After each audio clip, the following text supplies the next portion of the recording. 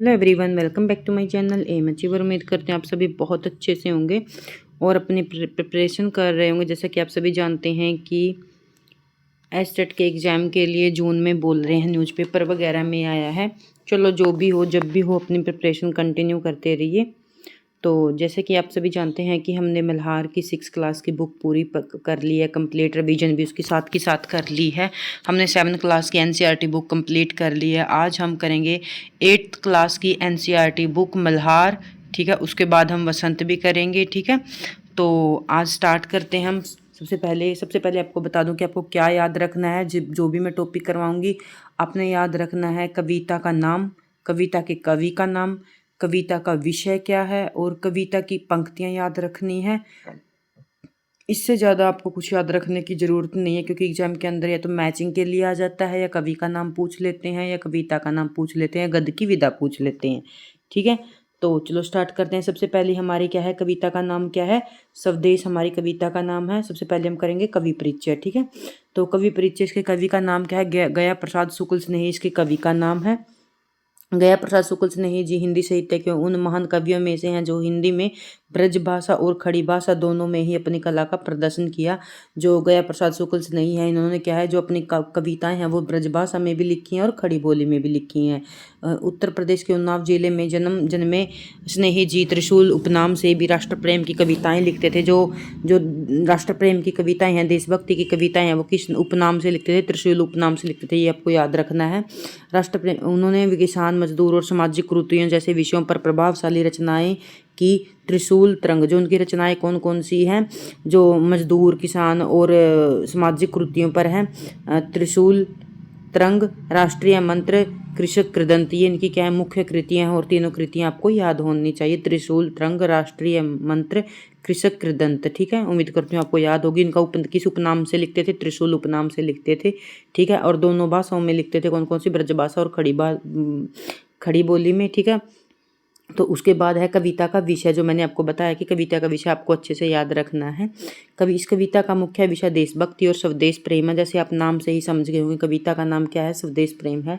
तो इस कविता का मुख्य विषय देशभक्ति और स्वदेश प्रेम है। कवि ने उन लोगों को दिखाया है जिनके मन में देश के प्रति प्रेम और गर्व की भावना नहीं है।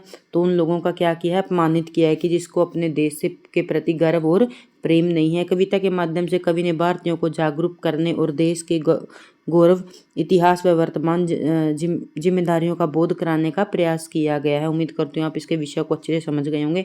यदि आप कविता के विषय को अच्छे से समझ गए तो एग्जाम के अंदर आपको प्रॉब्लम नहीं होगी। आप पंक्तियों को देखते ही समझ जाओ कि ये कविता की कौन सी है।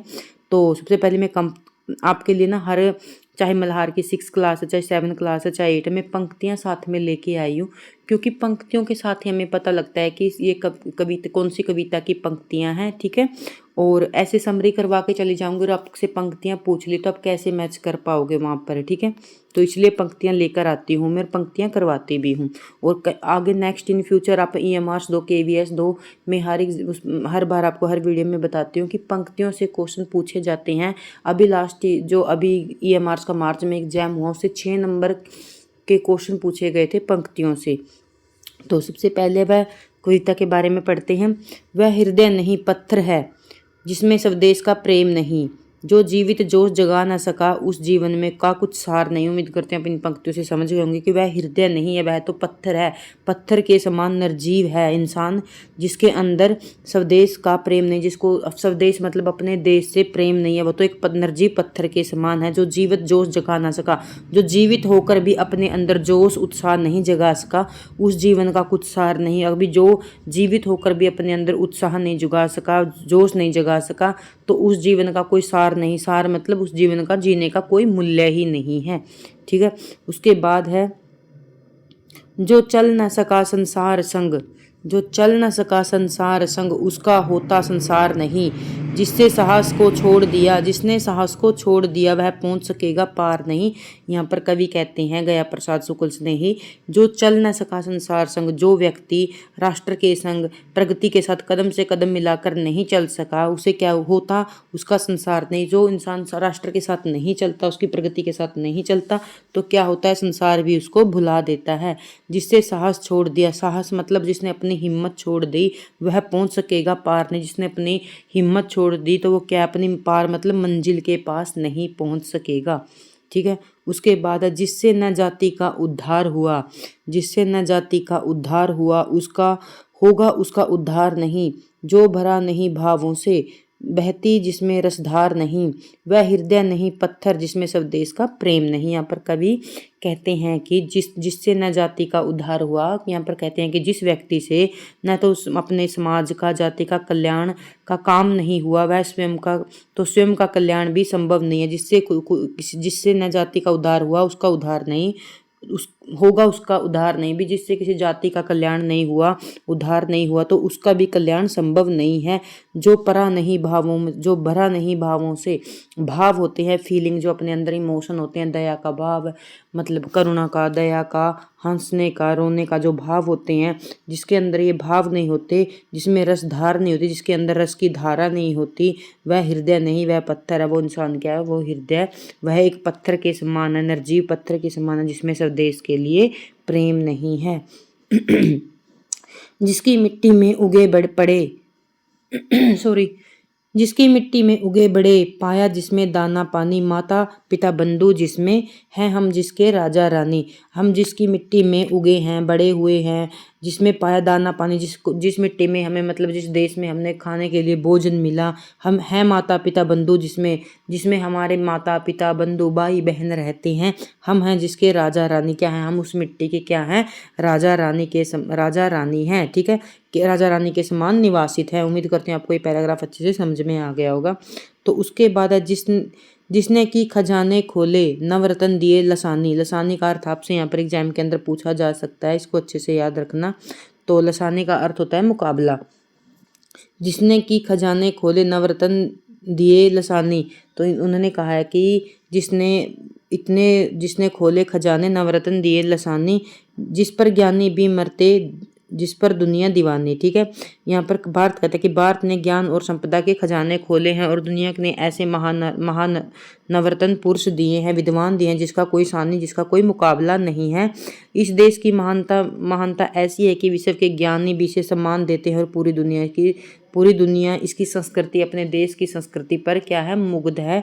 तो यहाँ पर कवि कहता है कि जो भारत के भूमि है, संपदा के खजाने खोले, इसमें ऐसे ऐसे महान नवरत्न महापुरुष हुए हैं जिनका कोई मुकाबला नहीं कर सकता। दूसरे देश क्या करते हैं, अपने देश की संस्कृति पर मुग्ध होते हैं। उस पर नहीं पसीजा जो, क्या वह भू का भार नहीं।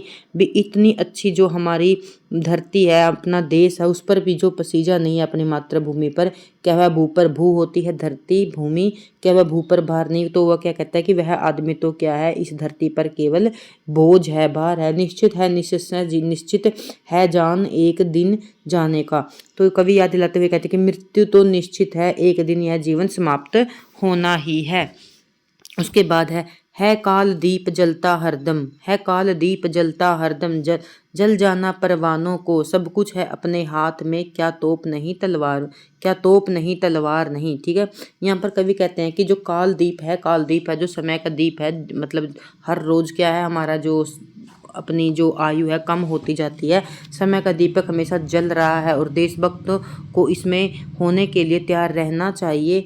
हमारे पास साहस और सामर्थ्य है, तोप और तलवार जैसे शस्त्र भी हैं, बस हमें अपने हाथों और शक्ति का क्या है, सही इस्तेमाल करना चाहिए। उम्मीद करती हूँ सभी पंक्तियाँ आपको अच्छे से याद हो गई होंगी और याद के साथ साथ अपने माइंड के अंदर इनका विषय पता होना चाहिए, ताकि आपको एग्जाम के अंदर पंक्तियाँ देखते ही समझ जाओ कि ये स्वदेश कविता है और इसके जो कवि हैं वो क्या कौन थे, गया प्रसाद शुक्ल स्नेही थे और त्रिशूल उपनाम से वो कविताएं लिखते थे। और वो ऐसे कवि थे जो ब्रजभाषा और खड़ी बोली दोनों में कविताएं लिखते थे। ठीक है, और इनकी जो रचनाएं मैंने करवाई हैं वो भी आपको अच्छे से याद होनी चाहिए। अभ्यास के प्रश्न, वह हृदय नहीं पत्थर है। इस पंक्ति में हृदय के पत्थर होने से क्या तात्पर्य है, जो मतलब जिसके मन में कोई भाव नहीं है, संवेदनहीनता।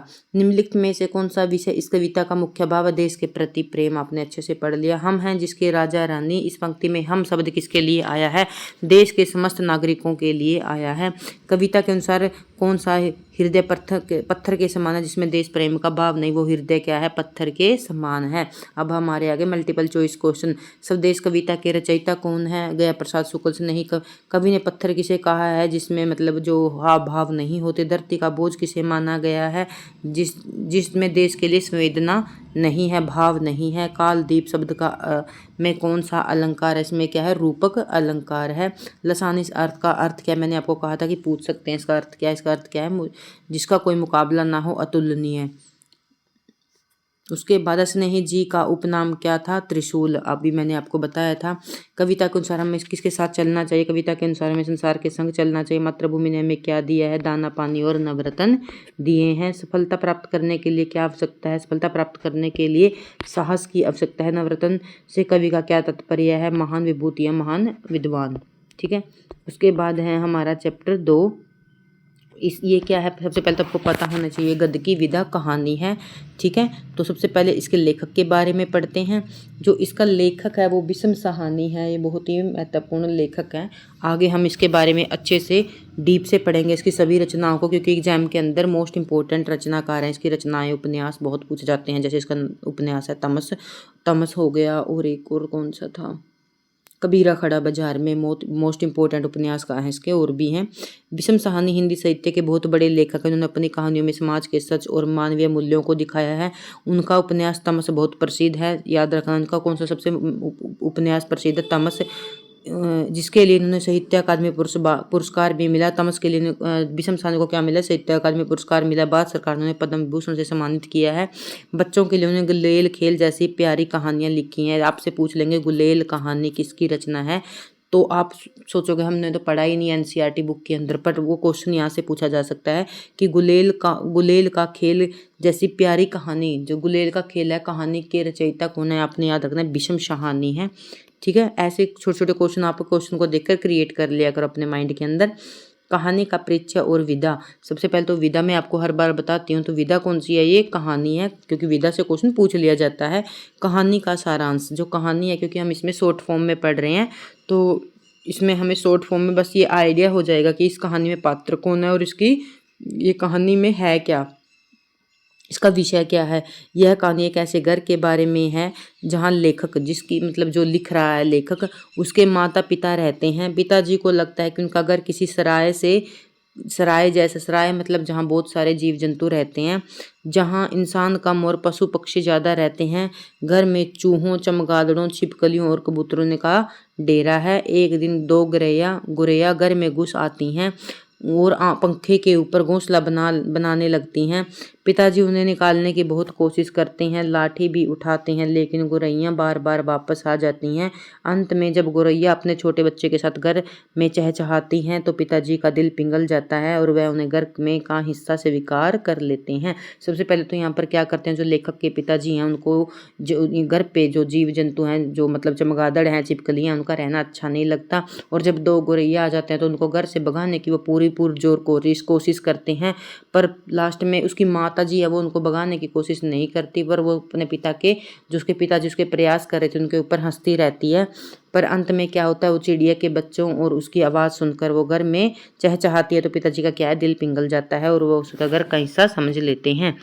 तो उसके बाद है प्रमुख बिंदु। पिताजी ने घर को सराय मानते थे क्योंकि वह बहुत सारे जीव जंतु रहते थे, बिना रोक टोक के रहते थे। फिर है घर के आंगन में आम का पेड़ होने के कारण वहाँ पक्षियों का बहुत शोर होता था। गोरैया के पंखे के गोले के ऊपर घोंसला बना लेती है, जिससे घर में क्या है, तिनके गिरने लगते हैं। पिताजी गोरैया को भगाने के लिए सख्त रवैया अपनाते हैं और उसका घोंसला तोड़ने की कोशिश भी करते हैं। कौन करते हैं? पिताजी करते हैं, आपको याद रखना है। माँ गोरैया की गतिविधियों पर मुस्कुराती है और पिताजी के प्रयासों का मजाक उड़ाती है।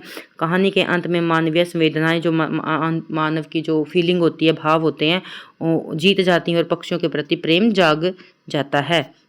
अब जो हम इसके क्वेश्चन है वो करेंगे। पिताजी ने कहा कि घर सराय बना हुआ है क्योंकि क्यों कहा था घर को सराय बना हुआ है? घर में विभिन्न प्रकार के पक्षी व जीव जंतु रहते थे। कहानी में घर के असली मालिक किसे कहा गया? जीव जंतुओं को जो उस घर में रहते थे। गोरैया के प्रति माता और पिता की प्रतिक्रियाएं कैसी थी? पिताजी ने उन्हें भगाने की कोशिश की, लेकिन माता ने उन्हें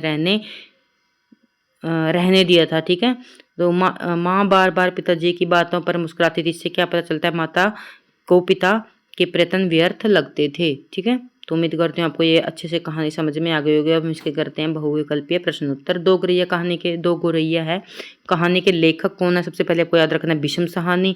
उसके बाद लेखक के घर आंगन में किस फल का पेड़ था? आम का पेड़ था, हमने अभी भी पढ़ा। पिताजी घर में क्या संज्ञा दी गई थी? तो घर को क्या कहते हैं? उसके पापा सराय कहते हैं। रात के समय कमरे में कौन दौड़ते थे? चूहे दौड़ते थे। गौरैया ने अपना घोंसला कहाँ बनाया था? पंखे के ऊपर बनाया था। पिताजी गौरैया को बाहर निकालने के लिए क्या लेकर आए थे? लाठी और स्टूल लेकर आए थे। भीष्म साहनी को किस उपन्यास के लिए साहित्य अकादमी पुरस्कार मिला था? तमस के लिए। घर में शाम होते ही कोने में कौन से पक्षी कसरत करने लग जाते थे? चमगादड़। आपको याद रखना है क्योंकि समरी के अंदर ये नहीं आया, पर क्वेश्चन पूछा गया है। घर में शाम होते ही कौन से पक्षी कसरत करने लग जाते थे? चमगादड़। गुटर गु का संगीत कौन सुनाता था? आपको पता है, कबूतर। पिताजी ने अंत में गौरैया को क्यों नहीं भगाया? गौरैया के बच्चे देखकर उनका मन क्या था? पिघल गया था। भीष्म साहनी ने भारत सरकार ने किस सम्मान से नवाजा था? भारत सरकार ने उन्हें क्या दिया था? पद्म भूषण दिया था। घोंसला टूटने पर गौरैया कहाँ जाकर बैठ गई थी? दीवार के बाहर दीवार पर बैठ गई थी। यह कहानी की विधा क्या है? ये क्या है? एक कहानी है। गौरैया के लौटने पर लेखक ने क्या देखा? एक समय में वे उदास बैठी थी। ठीक है, एक समय पर वे उदास बैठी थी। पिताजी ने अंत में क्या कहा? कुर्सी पर चुपचाप बैठ गए, दरवाजा खोल दिए। ठीक है, अंत में क्या किया था कि कुर्सी पर चुपचाप बैठ गए थे और उनके गौरैया के आने के लिए दरवाजे खोल दिए थे। ठीक है, उसके बाद हम करते हैं आगे है कविता। यहाँ पर जो मल्हार है इसमें यही है, एक पाठ आता है या गद्य निबंध आता है या कहानी आती है, उसके बाद कविता आती है। तो अब हम करते हैं एक कविता जिसका नाम है आशीर्वाद। ठीक है, इसके लेखक का नाम है दुष्यंत कुमार। अच्छे से आपको याद रखना, जो एक आशीर्वाद कविता है उसके लेखक कौन है? दुष्यंत कुमार। तो दुष्यंत कुमार हिंदी के अत्यंत लोकप्रिय रचनाकारों में से एक है। उनका जन्म बिजनौर में हुआ था। उन्होंने बहुत कम समय में हिंदी में साहित्य में समृद्धि की। उनकी कृति साय में धूप बहुत ही वो इम्पोर्टेंट गजल है, पूछा जाता है एग्जाम के अंदर ये क्वेश्चन, साय में धूप किसकी गजल है? गजल का संग्रह है तो दुष्यंत कुमार का है। मील का पत्थर मानी जाती है। उनका संपूर्ण साहित्य दुष्यंत कुमार रचनावली से 4 खंडों में प्रकाशित है। दुष्यंत कुमार उनका जो संपूर्ण साहित्य है मतलब कितने खंडों में प्रकाशित है? 4 खंडों में है और दुष्यंत कुमार रचनावली नाम से प्रकाशित हुआ है। तो कविता का सार क्या है? कविता का विषय क्या है? जो एक आशीर्वाद कविता है इसका विषय क्या है? और विषय के ऊपर ध्यान रखने के लिए मैं आपको बार बार कहती हूँ, यह कविता एक आशीर्वाद बच्चों के भावी पीढ़ी को संबोधित करती है। बच्चों को और भावी पीढ़ी मतलब आने वाली पीढ़ी को संबोधित करती है। इसमें कवि बच्चों को बड़े सपने देखने, जीवन की सच्चाइयों से जूझने, खुश रहने और अंततः निर्भर रहने की प्रेरणा देते हैं। यह एक प्रेरक कविता है जो जीवन के प्रति सकारात्मक दृष्टिकोण का विकसित करे। क्या है? एक प्रेरणात्मक कविता है और बहुत छोटी सी कविता है। तो चलो करते हैं पंक्तियों की व्याख्या। जा तेरे स्वप्न बड़े हों, जो स्वप्न होते हैं सपने, जल्द पृथ्वी पर चलना सीखे। जा तेरे स्वप्न बड़े हों, जल्द पृथ्वी पर जाना सीखें। यहाँ पर कवि कहता है कि हे बालक, जो तेरे सपने हैं वो बड़े हों, ऊंचे हों और महान हों, केवल कल्पनाओं में न रहें। क्या कह रहा है कि आपके सपने जो आपने देखे हैं वो सिर्फ कल्पना में न रहें बल्कि यथार्थ। जल्द जमीन पर चलना सीखें। यहाँ पर जल्द पृथ्वी का अर्थ है कि वो जल्द जमीन पर चलना सीखें, उतरकर अपने लक्ष्य को प्राप्त करना सीखें। फिर तारों सा अप्राप्त सच्चाइयों के लिए हंसे मुस्कुराएं गाएं। जो चांद तारों सी अप्राय सच्चाइयाँ हैं उसको संबोधित करते हुए कवि कहते हैं कि कवि चाहते हैं कि बच्चे उन चीज़ों के लिए भी संघर्ष करें जो मुश्किल है। तो जीवन में कितनी भी चुनौतियां आए, हंसते गाते हुए हमें क्या है? आगे बढ़ना है। हंसे गाए मुस्कुराएं। ठीक है, तो यहाँ पर कवि कहता है कि हमें उन चीज़ों के लिए भी संघर्ष करना चाहिए जो हमें मुश्किल लगती हैं। तभी यदि हम कोशिश करेंगे तभी तो मिलेंगी ना। उंगली जलाए अपने पाँव पर खड़े हों। ठीक है, तो यहाँ पर कवि कहता है कि चाहे आपकी उंगली जल जाए फिर भी आप अपने पाँव पर खड़े हों। यहाँ पर उंगली जलाना साहस और त्याग का प्रतीक है। कवि कहते हैं कि नई पीढ़ी आत्मनिर्भर बने और चुनौतियों का डटकर सामना करे। मेरी समझ जो क्वेश्चन बुक के अंदर दिए गए हैं ये उनके उत्तर हैं। कविता में किसे संबोधित किया गया है, इसमें कविता में किसको संबोधित किया गया, बच्चों को संबोधित किया गया। तेरे स्वप्न बड़े हों, पंक्ति में स्वप्न का क्या अर्थ है, बड़े लक्ष्य निर्धारित करना और आकांक्षाएं रखना। उंगली जलाए, पंक्ति में उंगली जलने का भाव क्या है, चुनौतियों को स्वीकार करना और प्रकाश का प्रसार करना। अपने पांव पर खड़े होना, पंक्ति का क्या आशय है, आत्मनिर्भर होना। ठीक है। बहुविकल्पीय प्रश्न। एक आशीर्वाद कविता के रचयिता दुष्यंत कुमार। कवि बच्चों को कहाँ उतरकर चलने की सलाह देते हैं, अभी हमने पढ़ा पृथ्वी पर, जमीन पर। साय में धूप किसका प्रसिद्ध गजल संग्रह है, दुष्यंत कुमार का। कविता में भावना की गोद का अर्थ क्या हो सकता है, इसका केवल कल्पना। कवि के अनुसार बच्चों को क्या करना सीखना चाहिए, रूठना, मचलना। उंगली जलाए मुहावरे का इस कविता में क्या अर्थ लिया गया है, रोशनी फैलाना, कष्ट सहकर सीखना।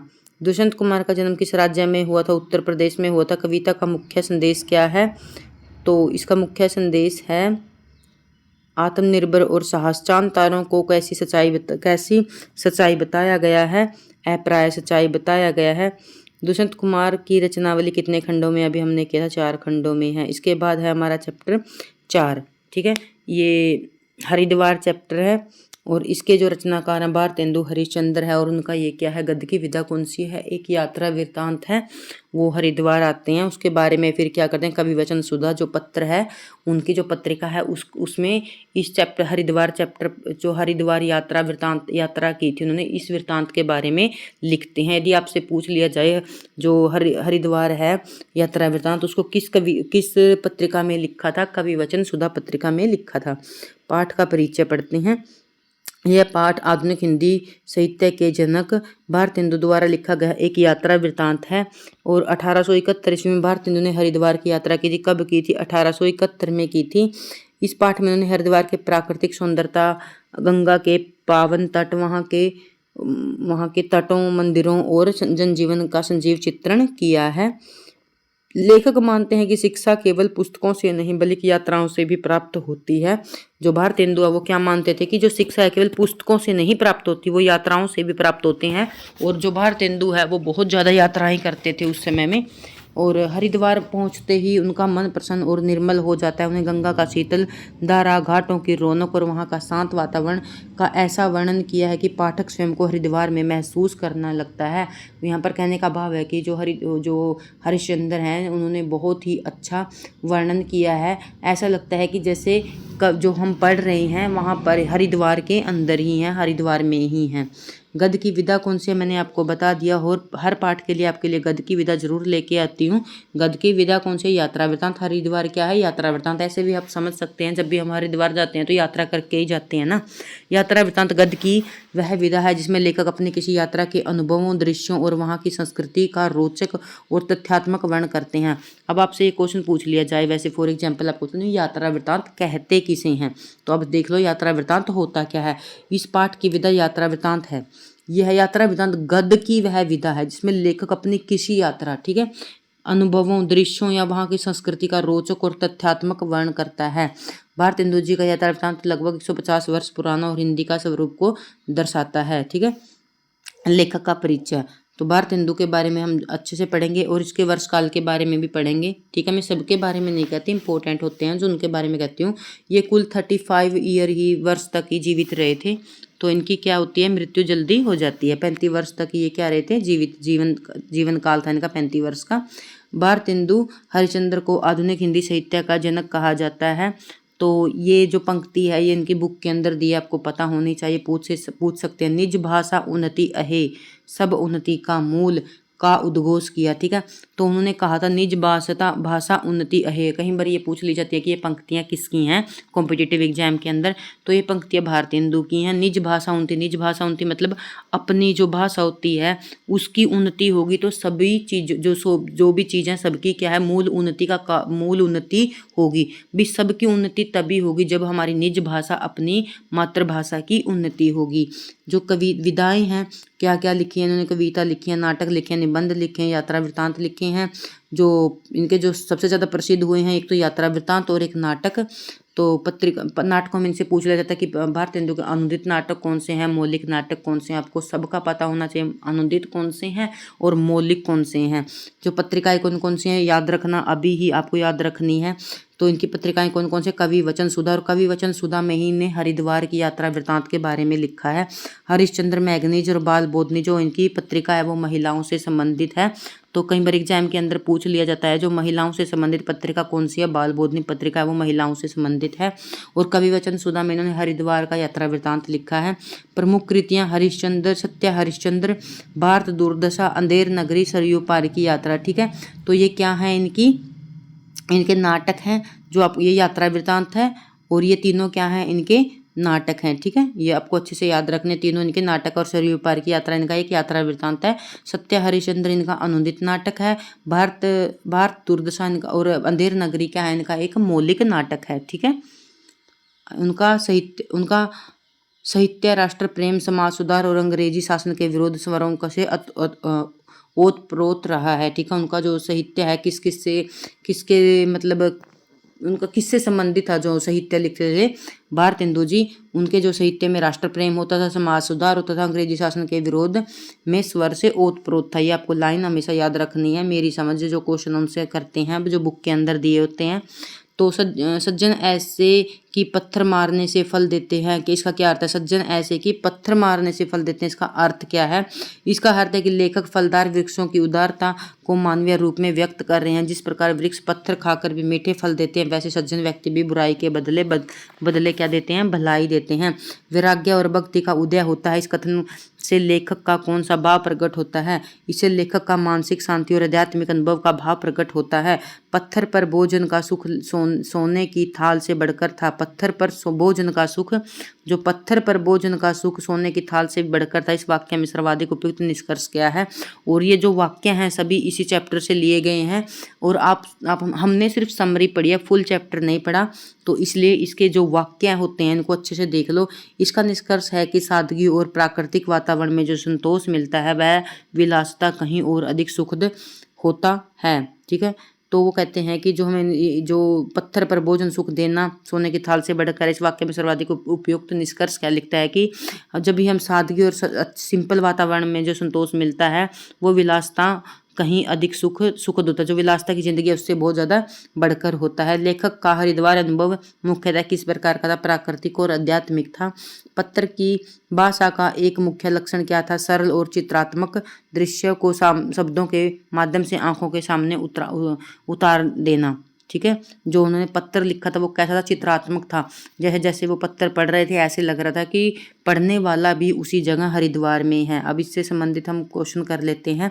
हरिद्वार पाठ के लेखक कौन है, तो आप अच्छे से जानते हैं भारतेंदु हरिश्चंद्र। लेखक ने हरिद्वार की यात्रा कब की थी, 1871 में की थी। अच्छे से याद रखना। हरिद्वार पाठ की साहित्यिक विधा क्या है, अभी करवाया यात्रा वृत्तांत है। भारतेंदु जी ने किस साहित्य का जनक माना जाता है, आधुनिक हिंदी का जनक माना जाता है। लेखक के अनुसार शिक्षा की पूर्ति किससे होती है, पुस्तकों और यात्राओं से होती है। लेखक ने अपनी यात्रा का वर्णन किस पत्रिका के संपादन पत्र को लिखकर किया था, कवि वचन सुधा को। हरिद्वार की भूमि को लेखक ने कैसा बताया था, पुण्य भूमि बताया था। पत्थर मारने पर फल देना किसके लिए कहा गया है, वृक्षों के लिए कहा गया। गंगा के जल का स्वाद लेखक ने कैसा बताया, शीतल और मीठा। लेखक हरिद्वार में किसके घर के ऊपर के बंगले में ठहरे थे, दीवान कृपाराम के। हरिद्वार शब्द का अर्थ पाठ के संदर्भ में क्या हो सकता है, ईश्वर का द्वार। लेखक के साथ यात्रा में उनके कौन से मित्र थे, तो कल्लू जी थे, याद रखना है। जो हरिश्चंद्र जी इनके साथ यात्रा में और कौन थे, कल्लू जी थे। लेखक ने गंगा की धारा की तुलना किससे की थी, कीर्ति की लता से की थी। अंधेर नगरी किसकी मुख्य कृति है, भारतेंदु हरिश्चंद्र की है और मौलिक कृति है ये। पाठ के अनुसार हरिद्वार में किसका अभाव नहीं था, लड़ाई झगड़े का क्या वहाँ पर क्या था, लड़ाई झगड़े होते थे। अब आ गए हम कबीर के दोहे चैप्टर नंबर 5 और इसमें बस 10 ही चैप्टर है। चलो अभी तो हमें आधा घंटा भी नहीं हुआ, टाइम है। तो अब हम आ गए कबीर के दोहे। ठीक है, सबसे पहले पढ़ते हैं हम कवि का जीवन परिचय। कबीर एक ऐसे संत थे जो करगे पर कपड़ा बुनते बुनते कविताएं रचते थे। और करगे का यहाँ पर आप अर्थ अच्छे से समझ गए होंगे, क्योंकि जो कबीर है, कबीर को जुलाहा जाति का बताया जाता है। अपनी कविताओं के कारण उन्होंने इतने प्रसिद्ध हुए कि आज भी लोग उन्हें भजनों की तरह सुनते हैं। उनका जन्म 14वीं शताब्दी में काशी में हुआ था। तो मैंने आपको बताया भी था कि कबीर का मैंने जब आपको भक्ति काल करवाया था, या फिर इससे पहले कबीर के बारे में आपको बताया है, तो मैंने बताया कि कबीर, मीराबाई, तुलसीदास और सूरदास, इनका जन्म काल आपने याद रखना है, क्योंकि इनसे क्वेश्चन पूछ लिया जाता है। तो इनका जन्म कब हुआ था? 1398 में हुआ था कबीर का। तो 14वीं शताब्दी के काशी में हुआ था। उनकी मुख्य रचनाएं कबीर ग्रंथावली में संकलित है। जो उनकी सभी रचनाएं कहाँ पर संकलित है? कबीर ग्रंथावली में। कबीर की वाणी हमें जीवन की सच्चाई समझने और एक अच्छा मनुष्य बनने की क्या देती है? प्रेरणा देती है। और कबीर के तो आपको ना 5-6 दोहे हमेशा याद होने चाहिए, एग्जाम के अंदर देखते ही आप उनको कर पाओ, ठीक है। सांच बराबर, तब हम इसके क्या करते हैं? दोहे करते हैं। सांच बराबर तप नहीं, झूठ बराबर पाप, जाके हृदय सांच है, ता हृदय गुरु आप। यहाँ पर सांच का अर्थ है सच। तप मतलब तपना। जो वो कहते हैं कि सांच बराबर तप नहीं, भी जो सच होता है उसके बराबर कोई तप नहीं, तपस्या नहीं है। और झूठ बराबर पाप, और झूठ से बढ़कर कोई पाप नहीं है। जाके हृदय, हृदय मतलब हृदय मतलब जो हमारा हृदय के बारे में बताया गया है। जाके हृदय साच है, साच मतलब जिसके हृदय में सच है, जिसके मन में सच है।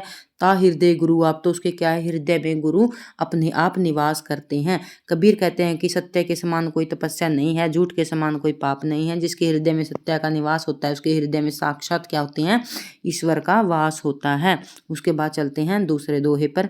बड़ा हुआ तो क्या हुआ, जैसा पेड़ खजूर, पंथी को छाया नहीं, फल लागे अति दूर, ठीक है। तो यहाँ पर ये तो मंदिर वगैरह में भी चलता रहता है। तो ये जो इनका दोहा है, तो भी तो कहा गया है कि इनके जो आज भी इनके दोहे बहुत फेमस हैं।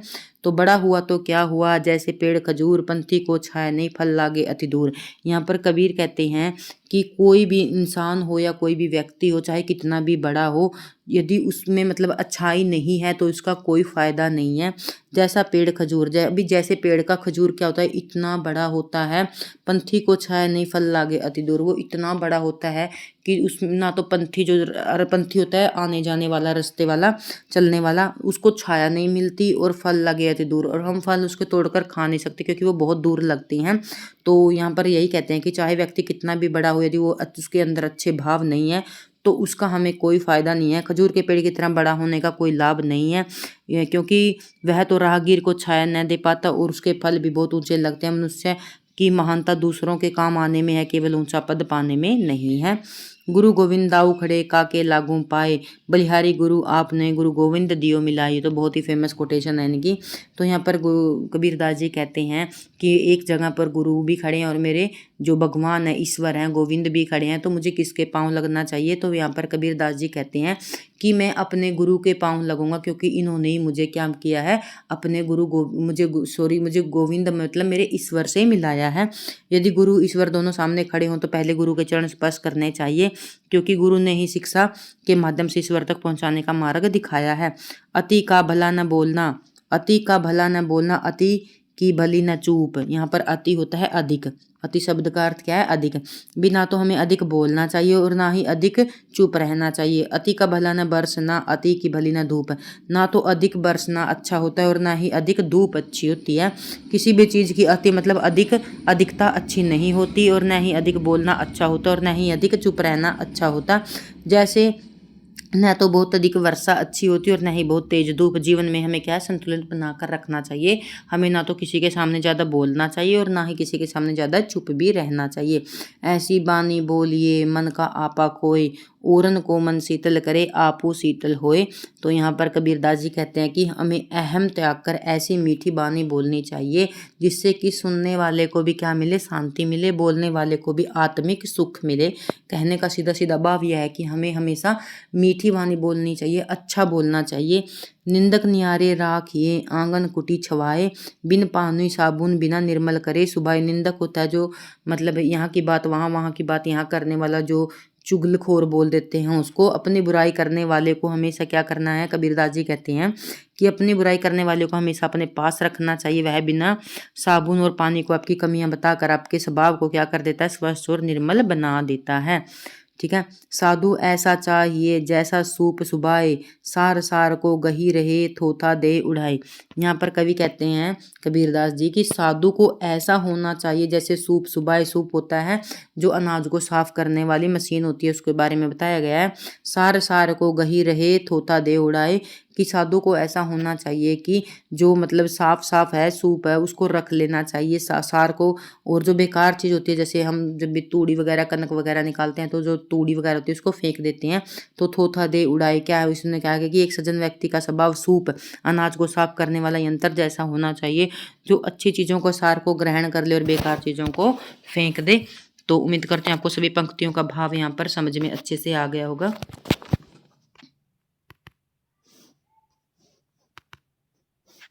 तो इसके बाद हम करते हैं जो इसके प्रश्न उत्तर हैं, तो जल्दी जल्दी करते हैं। गुरु गोविंद दाऊ खड़े दोहे में किस विषय में बताएगा, गुरु के महत्व के बारे में बताएगा। अति की भला न बोलना भी हमें जो ज़्यादा बोलना वो भी ठीक नहीं। हम दोहे का मूल संदेश क्या है, हर परिस्थिति में संतुलित होना चाहिए। खजूर का पेड़ वाला दोहा किस जीवन कौशल को विकसित करने पर बल देता है, दूसरों के काम आना और उदार होना।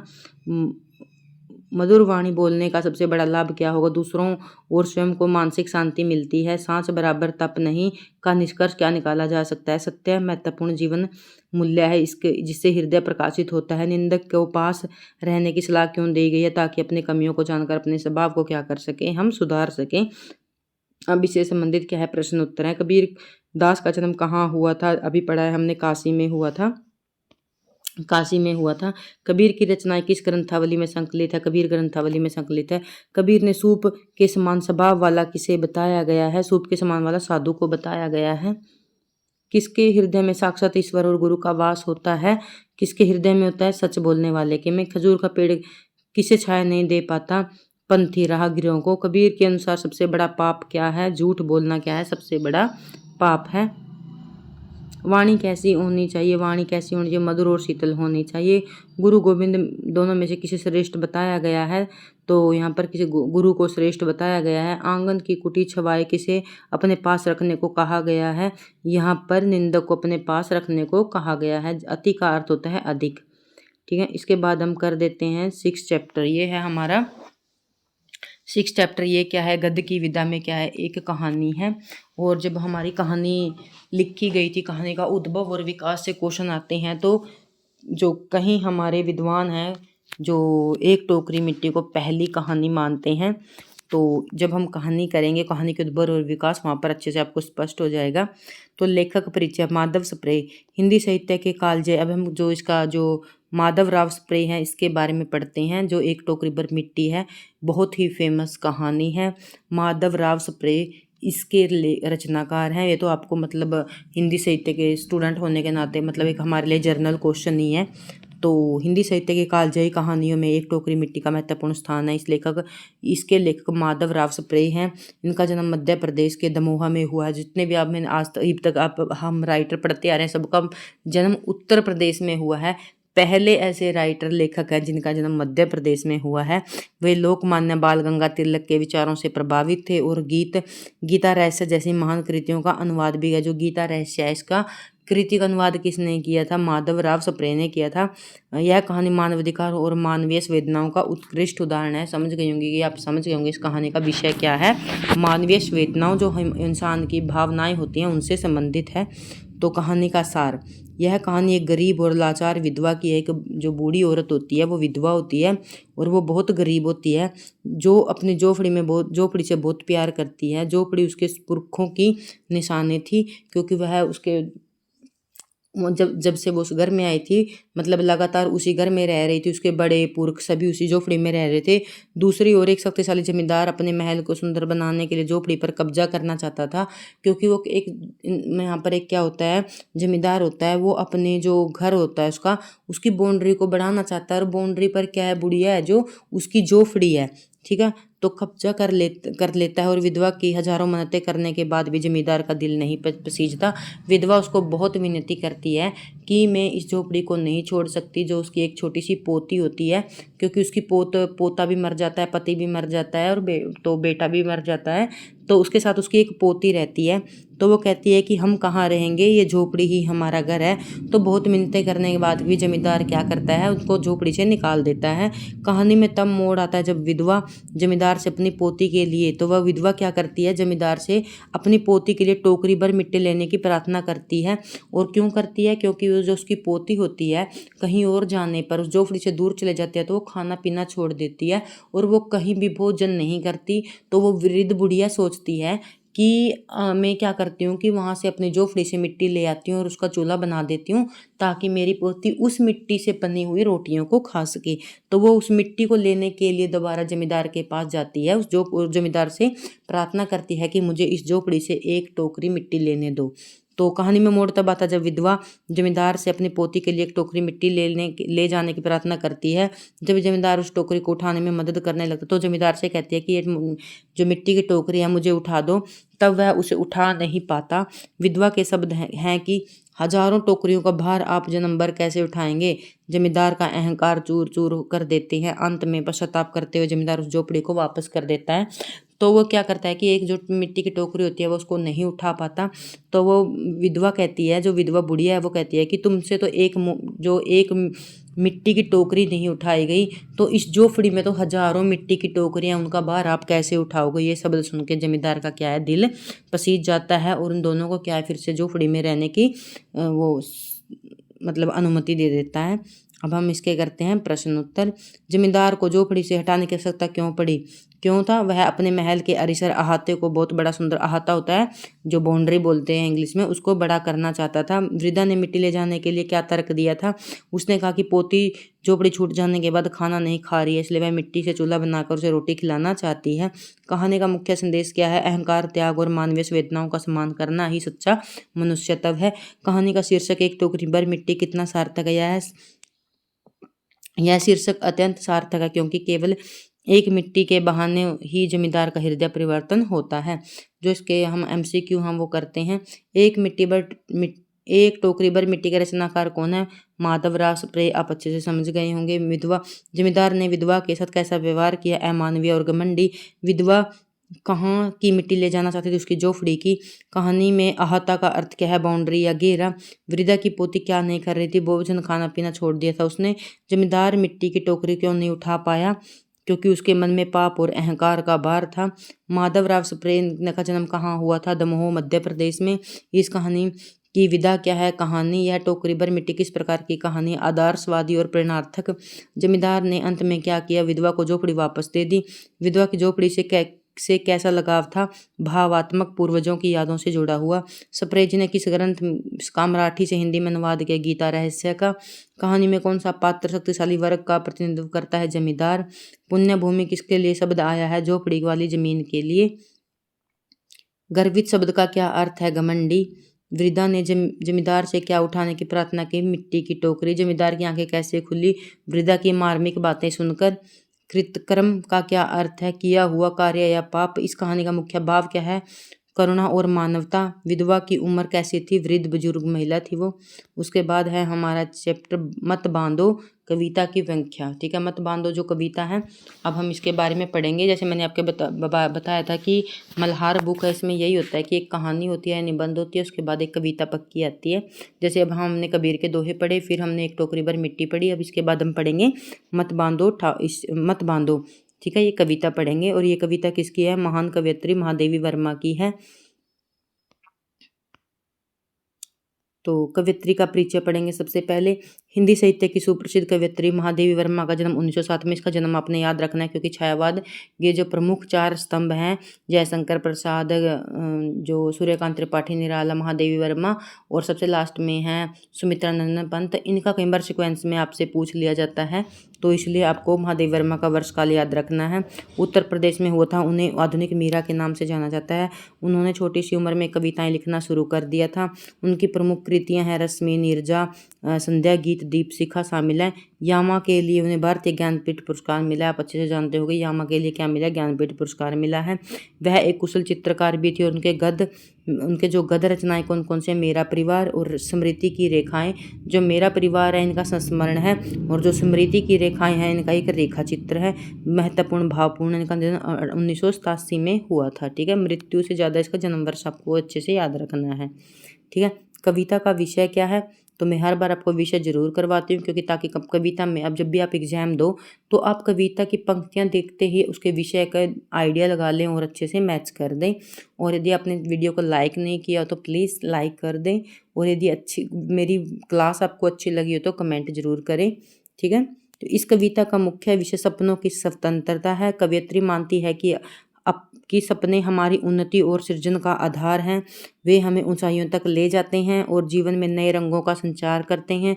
कविता के माध्यम से संदेश दिया गया है कि हमें किसी की कल्पनाओं और सपनों पर बंधन नहीं लगाना चाहिए, बल्कि उन्हें मुक्त आकाश में विचरण करने देना चाहिए, ताकि वो संसार को और सुंदर बना सकें। उम्मीद करते हैं आपको इसका विषय अच्छे से समझ में आ गया होगा। यहाँ पर सपनों को ना बांधने के विषय में बताया गया है। तो यहाँ पर हम पंक्तियों के बारे में अच्छे से पढ़ेंगे। इन सपनों के पंखों को न काटो, इन सपनों की गति में मत बांधो। सौरभ उड़ जाता है नभ में, फिर वह लौट कहाँ आता है, बीज धूलि में जो गिर जाता है। यहाँ पर कवयित्री कहती है महादेव वर्मा भी, किसी के सपनों को ना काटो, ना उनके सपनों की गति को बांधो।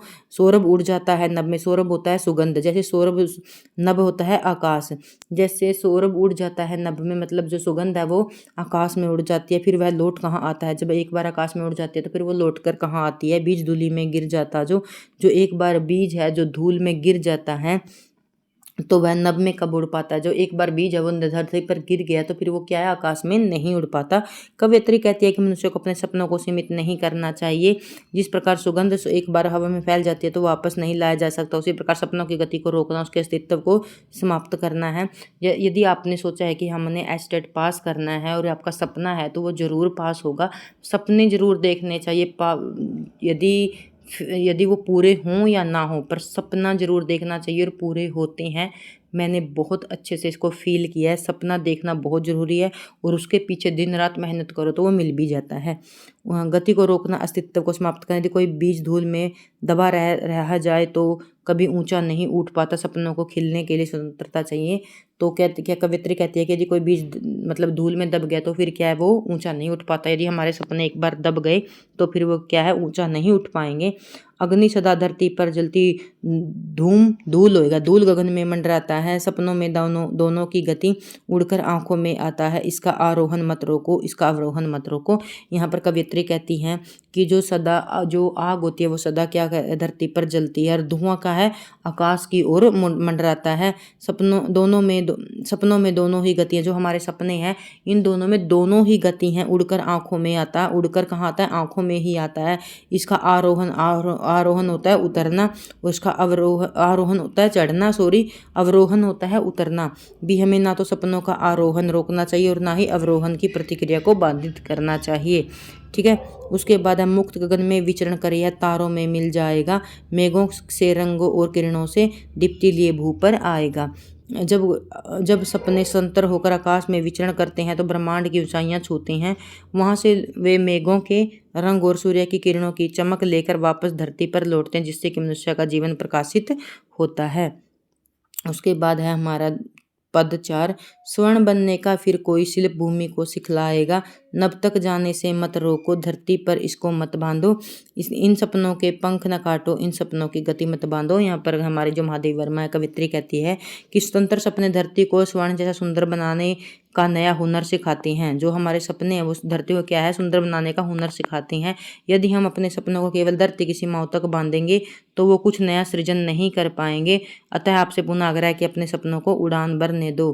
तो अभी इसके बाद है हमारे क्वेश्चन आंसर। कविता का मुख्य भाव क्या है, सपनों की स्वतंत्रता बनी रहनी चाहिए, मत बांधो। कविता किसकी स्वतंत्रता की बात कर रही है? सपनों की स्वतंत्रता की। सपनों के पंख होने की कल्पना क्यों की गई है? क्योंकि सपने हमें सफलता की ऊंचाइयों तक ले जाते हैं और नई उड़ान की प्रेरणा देते हैं। स्वर्ग से क्या अभिप्राय है? जहाँ परस्पर सहयोग, सद्भाव और संवेदनशीलता होती है। यदि बीज धूल पर गिर जाए तो क्या होगा? तो उसकी जड़ क्या है? रुक जाएगी और वह ऊंचा नहीं उठ पाएगा। उसके बाद हम करेंगे इसके बहुविकल्पीय प्रश्न उत्तर। तो मत बांधो कविता की रचना किसने की? महादेवी वर्मा ने की। आपको सभी के बारे में अच्छे से याद रखना है, जितनी कविताएं हैं। जो स्वदेश कविता है वो किसकी है, फिर उसके बाद एक आशीर्वाद कविता आई है, उसके रचनाकार के बारे में पता होना चाहिए। उसके बाद कबीर के 2 ही आए हैं, वो तो आप अच्छे से जानते हैं, वो कबीर के हैं। कबीर के बाद हमारी कविता कौन सी आई थी? छोटी सी कविता थी एक, मैं भी भूल गई कौन सी थी। तो कहने का भाव है कि आपने सभी कविताओं के नाम और रचनाएं और विषय के बारे में अच्छे से याद रखना है। तो अब हम करते हैं मत बांधो कविता के रचनाकार कौन है? महादेवी वर्मा। कविता के पंख न काटो का आग्रह किया गया है। सपनों के पंख न काटने का आग्रह किया गया। सौरभ शब्द का अर्थ क्या है? सुगंध। बीज धूलि पर गिरने से क्या प्रभाव होगा? वह कभी उड़ नहीं पाएगा। धुआं कहाँ मंडराता है? गगन में। सपने बादलों से क्या लेकर आते हैं? क्या लेकर आते हैं? रंग। दीप्ति शब्द का अर्थ क्या होता है? चमक, प्रकाश। दीप्ति अच्छा नाम है। चमक, प्रकाश। कविता के अनुसार धरती को स्वर्ग बनाने का शिल्प कौन सिखलाता है? कौन सिखलाता है? सपने सिखलाते हैं। महादेव वर्मा को किस काव्य संग्रह के लिए ज्ञानपीठ पुरस्कार मिला था? यामा के लिए। आरोहण का विलोम क्या होगा? अवरोहण होगा। अग्नि कहाँ जलती है? धरती पर। सपनों को हमें किससे नहीं बांधना चाहिए? धरती से। महादेव वर्मा का जन्म कहाँ हुआ था? फर्रुखाबाद में। विचरण करने का अर्थ क्या है? घूमना। कविता में सपनों की गति का क्या अर्थ है? विकास। नए मेहमान। ये हमारा लास्ट सेकंड चैप्टर है। तो इसका जो हमें पढ़ना है, इसके विषय में पढ़ेंगे। इसकी जो गद्य की विधा कौन सी, ये पढ़ेंगे। नए मेहमान विध और जो इसकी विधा है और उसके मूल विषय है। तो ये गद्य की कौन सी विधा है? ये एक एकांकी है, एकांकी विधा है। मूल विषय क्या है? यह है कि एकांकी आधुनिक शहरी मध्यवर्गीय जीवन की विसंगतियों सॉरी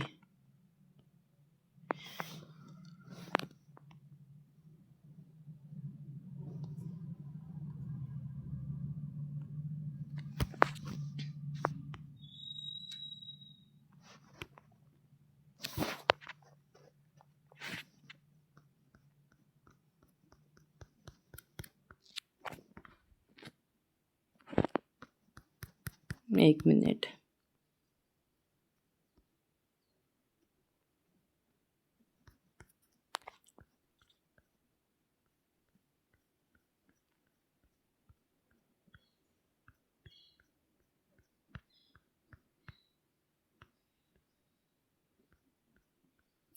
तो नए मेहमान है जो क्या है? एक एकांकी है।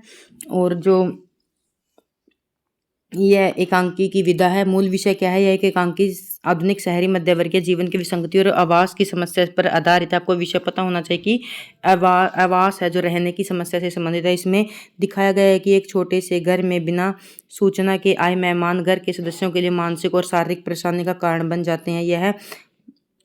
यह मान न मान तेरा मैं तेरा मेहमान की प्रवृत्ति पर करारा व्यंग है। तो लेखक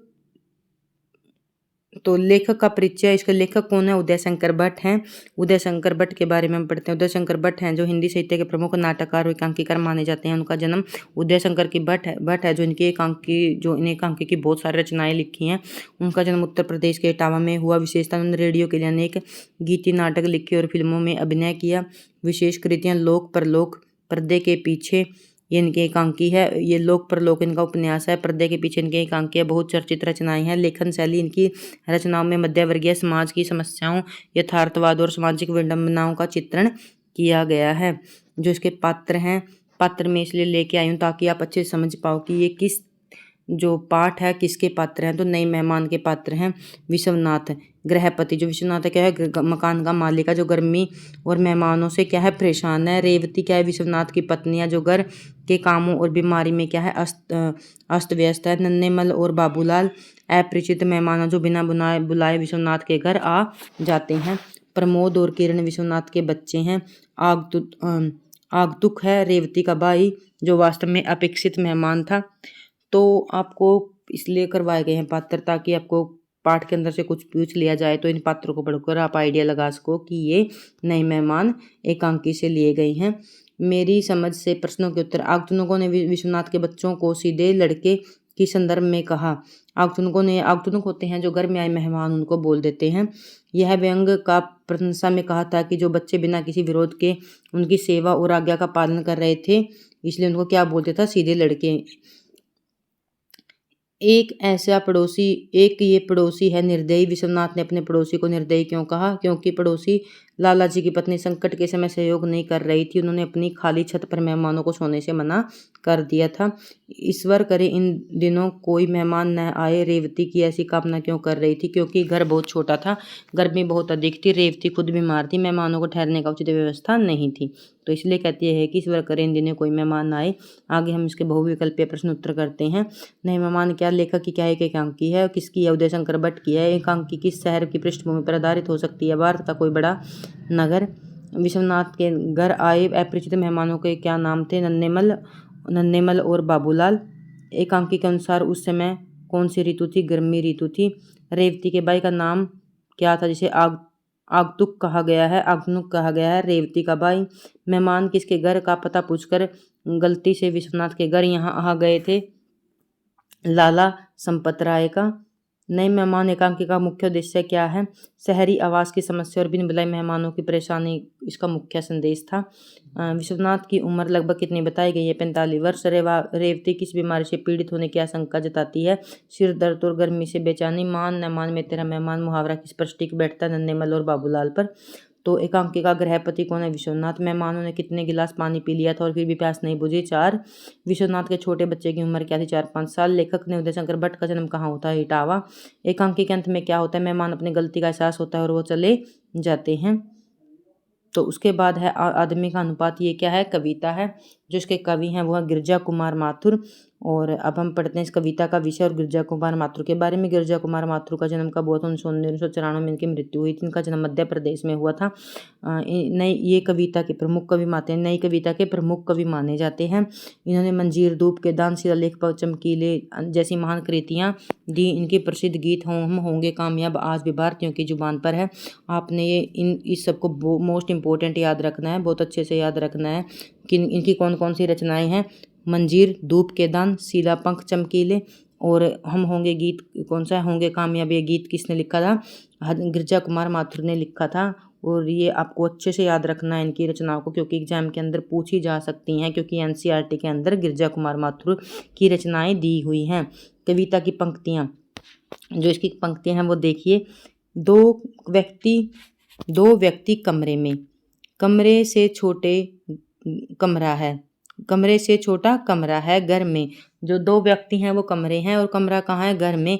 घर है मोहल्ले में, मोहल्ला है नगर में, नगर है प्रदेश में, प्रदेश कई देश में, देश कई पृथ्वी पर, अनगिनत नक्षत्रों में, पृथ्वी एक छोटी करोड़ों में से एक, सबको समेटे है परिधि नभ गंगा की, लाखों ब्रह्मांडों में अपना एक ब्रह्मांड, हर ब्रह्मांड में कितनी है पृथ्वियाँ। ठीक है, यहाँ आदमी और ब्रह्मांड के संबंध के बारे में बताया गया है। भाव अर्थ क्या है देख लेते हैं। यहाँ मनुष्य के स्थान को ब्रह्मांड के संदर्भ में समझा रहे हैं कि वो बताते हैं कि एक कमरे से शुरू होकर अनंत आकाश गंगाओं तक विशालता के सामने मनुष्य का शारीरिक अस्तित्व अत्यंत सूक्ष्म और छोटा है। कितनी आगे है इसका जो आगे की जो लाइन है कविता की, कितनी ही भूमियाँ, कितनी ही सृष्टियाँ, यह है अनुपात आदमी का विराट से। इस पर भी आदमी ईर्षा, अहम, स्वार्थ, घृणा, अविश्वास, लीन, संख्यातीत शंख की दीवारें उठाता, अपने को दूजे का स्वामी बताता, देश की कौन कहे एक कमरे में 2 दुनिया रचाता। इसका जो भावार्थ इन पंक्तियों का देख लीजिए। यह अनुपात का अर्थ मनुष्य और ब्रह्मांड की विशालता के बीच का संबंध है। कवि कहते हैं कि इतना छोटा होने के बावजूद मनुष्य अहंकार, ईर्षा और नफरत जैसी दीवारों में कैद है और वह एक कमरे में रहकर भी दूसरों के भेदभाव और अलग दुनिया बना लेता है। तो अभ्यास के प्रश्न करते हैं। ब्रह्मांड की तुलना में मानव का स्थान कैसा है? ब्रह्मांड की तुलना में मानव का स्थान अत्यंत सूक्ष्म और छोटा है। कविता में किन दो वस्तुओं का अनुपात दिखाया गया है? मानव और ब्रह्मांड का अनुपात दिखाया गया है। मानव का सबसे बड़ा दोष क्या है? वह अपनी सीमाओं को भूलकर अहंकारी हो जाना और दूसरों से घृणा का मनोभाव रखना, यह उनका सबसे बड़ा दोष है। कवि का जन्म कहाँ हुआ था? मध्य प्रदेश में हुआ था। विराट का क्या अर्थ है? अत्यंत विशाल। पृथ्वी करोड़ों नक्षत्रों में कैसी है? एक छोटी सी बिंदु जैसी। मनुष्य किन भावों में लीन है? ईर्ष्या और अहम में।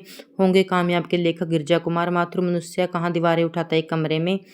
नभ गंगा का अर्थ है आकाश गंगा। कविता में अनुपात का क्या अर्थ है? संबंध व तुलना। मनुष्य स्वयं को क्या बताता है? दूसरे का स्वामी। मंजीर की रचना किसकी? गिरजा कुमार। माथुर कितनी पृथ्वियां हैं? अनगिनत। मनुष्य क्या रचता है? दो दुनिया। संख्यातीत का अर्थ है अनगिनत। इस कविता का विषय क्या? मानव और ब्रह्मांड। कवि के पिता का नाम क्या है? देवीचरण माथुर। ठीक है, इसके बाद आ जाते हैं हमारा लास्ट चैप्टर, तरुण के स्वप्न। ठीक है, पाठ का विषय के बारे में पढ़ लेते हैं। तरुण के स्वप्न पाठ नेताजी सुभाष चंद्र बोस के उस ओजस्वी भाषण पर आधारित है जो नेताजी का सुभाष चंद्र बोस का भाषण के ऊपर आधारित ये चैप्टर है। इसका नाम है तरुण के स्वप्न। उन्होंने कब दिया था? ये दिया था 29 दिसंबर 1900, यहाँ पर लिख देते हैं 1929 को दिया था। ठीक है, को मेदिनीपुर जिला युवक सम्मेलन में दिया था। इस पाठ में नेताजी ने देश के युवाओं को एक नए और स्वतंत्र भारत का सपना दिखाया था। नेताजी का मानना था कि हमारा लक्ष्य केवल राजनीतिक स्वतंत्रता नहीं बल्कि एक ऐसे समाज की स्थापना होनी चाहिए जहां मनुष्यों के हर प्रकार के बंधनों से मुक्त हो। उन्होंने देश बंधु चित्तरंजन दास को अपना आदर्श माना। किसको आदर्श माना? देश बंधु चित्तरंजन दास को अपना आदर्श माना और उनके सपनों को आगे बढ़ाने का संकल्प लिया। उनके अनुसार एक आदर्श राष्ट्र वही है जहां जातिवाद, छुआछूत और ऊंच नीच का कोई स्थान न हो। वे महिलाओं और पुरुषों को समान अधिकार देने में, समाज के हर व्यक्ति और शिक्षा और उन्नति के समान अवसर प्रदान करने के लिए पक्षधर थे। इस पाठ में युवाओं को आलस्य त्याग कर कर्मठ बनने और राष्ट्र निर्माण में उनकी भूमिका निभाने का आह्वान करते हैं। आपसे पूछ सकते हैं इसकी गद्य की कोई विधा नहीं, एक भाषण से लिया गया है। तो जहां पर नेताजी सुभाष चंद्र एक भाषण देते हैं उसके आधार पर लिखा गया है ये। कवि लेखक परिचय, जो इसके लेखक कौन है? नेताजी सुभाष चंद्र बोस हैं। भारत के स्वतंत्रता संग्राम के एक महान नायक हैं। उनका जन्म ओडिशा के कटक नगर में हुआ था। उन्होंने आज़ाद हिंद फौज का गठन किया था। दिल्ली चलो का नारा, जय हिंद और जैसे नारों से पूरा देश में जोश भर दिया था। कौन कौन से नारे दिए थे नेताजी सुभाष चंद्र बोस ने? जैसे आप जानते ही होंगे, जीके वगैरह में पढ़ा होगा, दिल्ली चलो, जय हिंद जैसे नारों से पूरे देश में क्या है जोश भर दिया और आज़ाद हिंद फौज का गठन किया था। उन्होंने तुम मुझे खून दो मैं तुम्हें आज़ादी दूंगा अमर नारा भी दिया था। उनकी प्रसिद्ध पुस्तक द इंडियन स्ट्रगल है। वो एक ऐसे भारत का सपना देखते हैं जो आत्मनिर्भर और स्वाभिमानी हो। ठीक है, तो उनकी पुस्तक का नाम क्या? The Indian struggle. ठीक है, पाठ के मुख्य बिंदु क्या है? युवाओं का उत्तरदायित्व बताना। नेताजी युवाओं को देश का असली उत्तराधिकारी मानते थे। समानता और आदर्श, देश में नारी और पुरुष के समान अधिकार होने चाहिए। जाति भेद का अंत मानते थे। एक आदर्श समाज में जातिवादी के लिए कोई स्थान नहीं है। श्रम की महत्ता, राष्ट्र की उन्नति के लिए कठिन परिश्रम और कर्म की आवश्यकता। आर्थिक समानता, समाज में अमीर गरीब के बीच की खाई को कम करना। तो मेरी समझ से जो इसके प्रश्न उत्तर हैं वो करते हैं। हम शब्द किसके लिए प्रयुक्त हुआ है? हम शब्द भारत के उन युवाओं और नागरिकों के लिए प्रयुक्त हुआ है जो नेताजी के सपनों को पूरा करने के लिए जिम्मेदार हैं। स्वाधीनता राष्ट्र का स्वप्न कैसा साकार होगा? स्वाधीन राष्ट्र का स्वप्न श्रम और कर्म और मर्यादा को अपनाकर साकार होगा। उत्तराधिकारी होने का क्या अर्थ है? इसका अर्थ है कि पूर्वजों और महापुरुषों ने जो स्वतंत्रता का सपना देखा उसे पूरा करना वर्तमान पीढ़ी का अधिकार है। बहुविकल्पीय प्रश्न, तरुण के स्वर्ण पाठ। तरुण का क्या अर्थ? तरुण होता है युवा, आपको अच्छे से याद रखना है। नेताजी ने यह भाषण किस शहर में दिया था? अभी हमने पीछे पढ़ा है, मेदिनीपुर में दिया था। नेताजी का जन्म कहाँ हुआ था? ओडिशा में हुआ था। नेताजी किसे अपना आदर्श मानते थे? चित्तरंजन दास को मानते थे। आज़ादी फौज का नेतृत्व किसने किया? सुभाष चंद्र बोस ने किया। नेताजी की प्रसिद्ध पुस्तक का नाम क्या था? द स्ट्रगल इंडियन पुस्तक का नाम था। और देश में, राष्ट्र में किसके लिए स्थान नहीं होना चाहिए? आलसी और अकर्मण्य व्यक्ति के लिए राष्ट्र में कोई स्थान नहीं होना चाहिए। नेताजी के अनुसार समाज में कैसी विषमता होनी चाहिए? तो कैसी विषमता नहीं होनी चाहिए, आर्थिक विषमता नहीं होनी चाहिए। आज़ाद हिंद का नारा किसने दिया था? नेताजी सुभाष चंद्र बोस ने दिया था। दिल्ली चलो का नारा किसने दिया था? नेताजी सुभाष चंद्र बोस ने दिया था। आज़ादी की लड़ाई के दौरान दिया था। समाज में नारी किसके समान अधिकार मिलने चाहिए, पुरुषों के समान अधिकार मिलने चाहिए। यह भाषण किस वर्ष दिया गया था? यह भाषण 1929 में दिया गया था। यहाँ पर लिख देती हूँ, यह भाषण 1929 में दिया गया था। तो स्वाधीन राष्ट्र का स्वप्न क्या साकार करने में स्वाधीन राष्ट्र का स्वप्न क्या साकार करने से पूरा होगा? श्रम और कर्म करने से पूरा हो। क्या करने से साकार होगा? श्रम और कर्म। तरुण के स्वप्न पाठ का मुख्य उद्देश्य क्या है? युवाओं में देशभक्ति को जगाना। नेताजी ने युवाओं को क्या बनने की प्रेरणा दी है? आत्मनिर्भर और कर्मशील बनने की प्रेरणा दी है। यहाँ पर हमारा जो ये चैप्टर है ख़त्म हो जाते हैं सभी। उम्मीद करती हूँ आपको मेरी क्लास पसंद आई होगी, मेरी मेहनत पसंद आई होगी। थोड़ी आज मेरी आवाज़ डाउन है क्योंकि मेरी तबीयत थोड़ी ख़राब है, तो मैंने फिर भी आपके लिए क्लास बनाई है क्योंकि एग्ज़ाम नियर है और आप इसकी अच्छे से प्रिपरेशन करना, ठीक है। मैंने आपको पहले भी पॉइंट बता दिए हैं। सबसे पहले आपने क्या करना है, कविता की पंक्तियाँ, कविता के कवि, कविता के जो मतलब गद्य की विधा कौन सी है, और यदि आपने कविता की पंक्तियाँ कर ली तो आप पूरी कविता को समझ जाओगे, फिर चाहे कहीं से भी क्वेश्चन आओ फिर डिफ़िकल्ट नहीं है। और हम 9th क्लास की बुक कर रहे हैं, आज हम उसका 5th चैप्टर करेंगे, तो उससे ज़्यादा क्वेश्चन पूछे जा रहे हैं, उसको भी आप बहुत अच्छे से करेंगे। 8th तक की हमने कंप्लीट कर ली, अब 9th की करेंगे। कोशिश करूँगी कि मैं मई तक 9th की भी कंप्लीट करवा दूँ और उसकी अच्छे से रिवीजन भी करवा दूँ। तो thank you watching my video. यदि पसंद आए तो प्लीज़ लाइक एंड कमेंट करना। इतने कम समय में पढ़ाना बहुत डिफ़िकल्ट है, फिर भी मैं आपके लिए बहुत मेहनत से क्लास लेके आई हूँ। तो मेरा एफ़र्ट अच्छा लगे तो ज़रूर लाइक एंड कमेंट ज़रूर करके जाना।